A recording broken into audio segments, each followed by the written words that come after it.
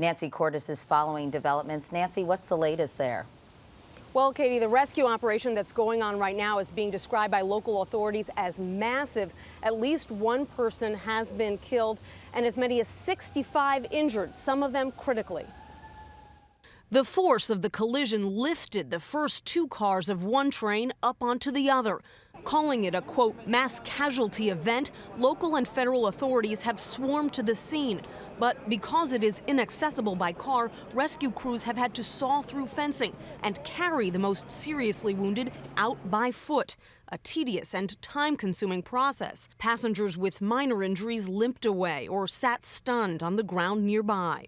Again, we don't know the cause right now. We're focusing on making sure that the people receive any attention that they might need. The crash happened just before 5 p.m. Eastern Time, between two metro stops at the start of rush hour on one of the busiest metro lines here in Washington, the Red Line.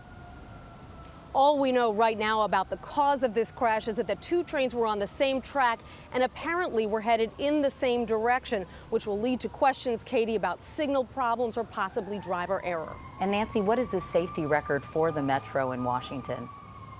Well, it's a fairly safe system. It's been around since the 1970s. In that time, there have been 2 serious derailments and 2 collisions. I happened to be there for the last collision about 2 years ago. It looked just as dramatic, but caused far fewer injuries. All right, Nancy Cordes. Nancy, thanks very much.